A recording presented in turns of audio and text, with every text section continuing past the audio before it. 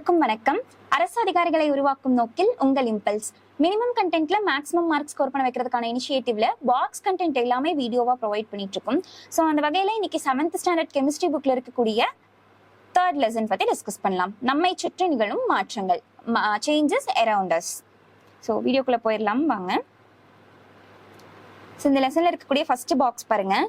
திண்மம், திரவம், வாயு, இந்த மூணுக்குமான டிஃபரன்ஸ் சொல்லியிருக்காங்க. இது நம்ம ஆல்ரெடி ஃபர்ஸ்ட் ஸ்டார்டிங்ல இருந்தே பிசிக்ஸ்ல படிச்சுட்டு வந்தது தான். ஸோ ஒன்ஸ் என்னென்னு ரீகால் மட்டும் பண்ணிக்கலாம். திண்மங்கள், துகள்கள் மிக நெருக்கமானதா இருக்கும். துகள்கள் நிலையான முறையான வடிவத்தையும் பெற்றிருக்கும். தங்களது நிலையான இடங்களிலிருந்தே அதிர்வடையும். இது திண்மத்துடைய பண்புகள். இதுவே திரவம்னா துகள்கள் நெருக்கமானதா இருக்கும். துகள்கள் நிலையான முறையான வடிவத்தை பெற்றிருக்காது. துகள்கள் ஒன்றின் மீது ஒன்று மற்றொன்று நழுவி செல்லும். இதுவே வாயுனா ரொம்ப கேப் அதிகமா இருக்கும். ஒன்றும் மற்றொன்றும் தொலைவில் அமைந்திருக்கும். நிலையான முறையான வடிவம் இருக்குமான்னு கேட்டா அதுவும் இருக்காது. துகள்கள் அதிக தூரம் சுதந்திரமாக நகரும். ஏன்னா அவங்களுக்கு நடுவில் இருக்கிற டிஸ்டன்ஸ் அதிகமா இருக்கிறதுனால they can freely move. அடுத்தது பாருங்க, வெப்பம் அதிகரித்தல் மற்றும் வெப்பம் குறைவதினால் ஏற்படும் வெப்ப விளைவுகள். ஃபர்ஸ்ட் 2 விஷயம் நடக்கலாம். ஃபர்ஸ்ட் உருகுதல், கொதித்தல், உறைதல் மற்றும் குளிர்தல், இந்த மாதிரியான விஷயங்கள் நடக்கும். இன்னொன்னு விரிவடைதலோ அல்லது சுருங்குதலோ நடக்கும். ஸோ உருகுதலோ கொதித்தல் உறைதல்லாம் நடக்கும்போது ஒன்று வெப்பம் அதிகரிக்கும் அல்லது வெப்பம் குறையும் இல்லைங்களா? ஸோ வெப்பநிலை அதிகரிக்கும் பொழுது என்னாகும்? விரிவடைதல் ஏற்படும். வெப்பநிலை குறையும் பொழுது சுருங்குதல் அப்படிங்கிறது ஏற்படும். ஸோ இந்த உருகுதல், கொதித்தல், உறைதல் இந்த விஷயமெல்லாம் நடக்கும் பொழுது நிலைமாற்றம் அப்படிங்கிறது நடக்கும். விரிவடைதலோ சுருங்குதலோ நடக்கும் பொழுது பருமன் மாறும், நிறை மாறாது. ஏன்னா இப்போ ஒரு கிளாஸ்ல தண்ணி ஊற்றி வச்சிருக்கிற ஒரு பாதரசம் ஊற்றி வச்சிருக்காங்க ஒரு டியூப்ல அப்படின்னா அதுக்கு ஹீட் கொடுக்கும் பொழுது அப்படியே கொஞ்சம் கொஞ்சமா பார்ட்டிகல்ஸ் மூவ் ஆகும் இல்லைங்களா? விரிவடையும் போது என்னாகும்? கொஞ்சம் மேல போகும். அப்ப அதுக்கு பருமன் கால்குலேட் பண்ணோம்னா வால்யூம் கண்டிப்பா சேஞ்ச் ஆகும். ஆனா அப்பவும் நிறை நீங்க போய் கால்குலேட் பண்ணி பாத்தீங்கன்னா சேமாவே தான் இருக்கும். சோ அந்த பாயிண்ட் தான் இங்க கொடுத்திருக்காங்க. இந்நிகழ்வில் பருமன் மாறலாம் ஆனால் நிறை மாறாது அப்படின்னு சொல்லிட்டு. அடுத்த பாக்ஸ் பாருங்க. இதெல்லாம் நம்ம ஸ்டார்டிங்ல இருந்தே பிசிக்ஸ்லயே பார்த்ததுதான். சோ ஒன்ஸ் என்னன்னு மட்டும் பாத்துக்கலாம். உருகுதல்னா திண்மத்திலிருந்து திரவத்திற்கு மாறுவது. இதுவே திரவத்திலிருந்து வாயுவுக்கு மாறுவது ஆவியாதல். திரவத்திலிருந்து திண்மத்திற்கு மாறுவது உறைதல். வாயுவிலிருந்து திரவத்துக்கு மாறுச்சுன்னா ஆவி சுருங்குதல்னு சொல்லுவோம். திண்மத்திலிருந்து வாயுவுக்கு மாறுவத பதங்கமாதல் அப்படின்னு சொல்லிட்டு நம்ம சொல்லுவோம். அடுத்து பாருங்க. சோ அடுத்து இந்த லெசன்ல பாக்ஸ் கொஞ்சம் கம்மியா தான் இருக்கும். சோ ஒன்னும் பிரச்சனை இல்லை, பாத்துக்கலாம். அடுத்தது பாருங்க. டெல்லியில் உள்ள இரும்பு தூண் ஆச்சரியத்தக்க வகையில் துருப்பிடிக்கவில்லை. டெல்லியில் உள்ள குதுப் மினார் வளாகத்தில் 1600 ஆண்டுகள் பழமை வாய்ந்த ஒரு இரும்பு தூண் உள்ளது. இவ்வளவு நூற்றாண்டுகள் கடந்தும் எந்த கூரையும் இன்றி புறவெளியில் உள்ள அந்த இரும்பு தூண் துருப்பிடிக்கவில்லை. இதிலிருந்து 16ஆம் நூற்றாண்டிலேயே துருப்பிடித்தலை தவிர்க்கும் உலோக தொழில்நுட்பத்தில் இந்திய அறிவியலாளர்கள் சிறந்து விளங்கியது தெரிய வருகிறது. ஸோ என்னன்னு பாத்தீங்கன்னா டெல்லியில ஒரு இரும்பு தூண் இருக்குதுங்க. நேச்சுரலாவே என்ன பிரச்சனையாகும்? இரும்பு காத்துல பட்டா துருப்பிடிக்கும் இல்லைங்களா? 1600 வருஷமாயும் ஏன் இந்த தூண் துருப்பிடிக்கவே இல்லை அப்படின்னு ஆராய்ச்சி பண்ணி பார்க்கும் பொழுது அந்த 16ஆம் நூற்றாண்டிலேயே துருப்பிடிக்காம இருக்கிறதுக்கான டெக்னிக்ஸ் நிறைய அதுல யூஸ் பண்ணிருக்காங்கன்னு சொல்லியிருக்காங்க. சோ அந்த காலத்துல இருந்தே நம்மளோட இந்திய அறிவியலாளர்கள் மிகவும் வியக்கத்தக்க நிறைய விஷயங்களை பண்ணிட்டு வந்திருக்காங்க அப்படின்னு சொல்லிட்டு இந்த பாயிண்ட்ல கொடுத்திருக்காங்க.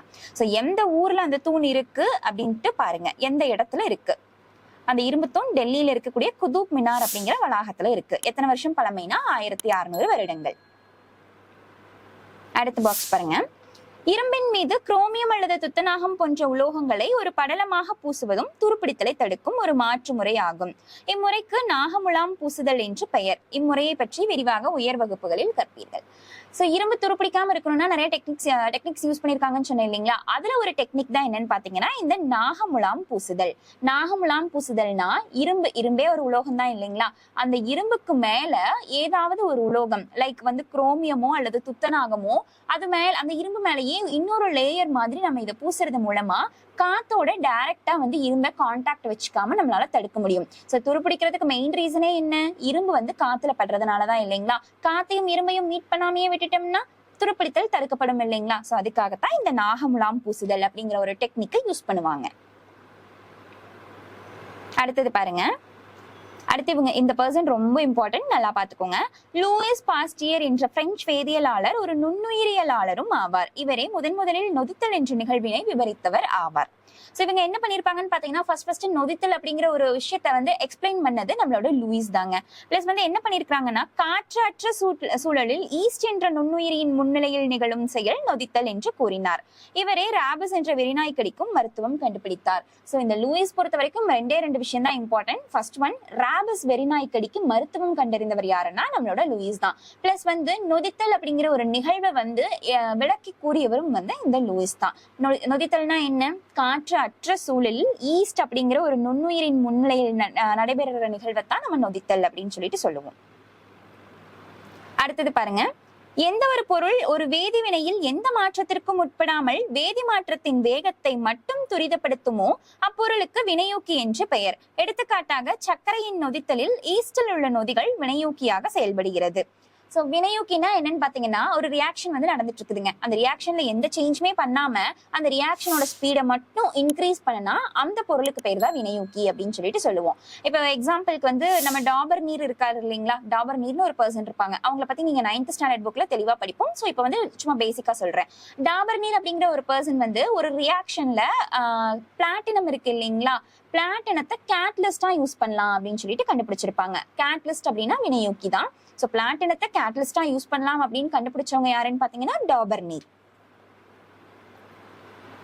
ஸோ ஆல்ரெடி நாங்கள் மிஷன் குரூப் 4 அப்படிங்கிற பேர்ல free classes and test series provide பண்ணியிருக்கோம். அதை பார்க்காதவங்க யாராவது இருந்தீங்கன்னா அதையும் வந்து யூட்டிலைஸ் பண்ணிக்கோங்க. நெக்ஸ்ட் வந்து புக் பேக்கு. ஸோ புக் பேக்கும் வந்து நம்ம தனியாக ஒரு வீடியோவாகவே ப்ரொவைட் பண்ணியிருக்கோம். அதுக்கான பிளேலிஸ்ட் வந்து இம்பல்ஸ் டிஎன்பிஎஸ்சிங்கிற டெலிகிராம் சேனலில் வந்து நாங்கள் போட்டிருக்கோம். ஸோ அதை வந்து யூஸ் பண்ணிக்கோங்க. இதே மாதிரி மோர் இன்ஃபர்மேட்டிவ் வீடியோஸ் நாங்கள் கண்டினியூஸாக அப்லோட் பண்ணிகிட்டே இருப்போம். இதை பற்றின டீட்டெயில்ஸ் தெரிஞ்சுக்கிறதுக்கு Impulse TNPSC Telegram channel follow பண்ணிக்கோங்க. And Impulse coaching institute YouTube சேனலை சப்ஸ்கிரைப் பண்ணிக்கோங்க. Thank you all.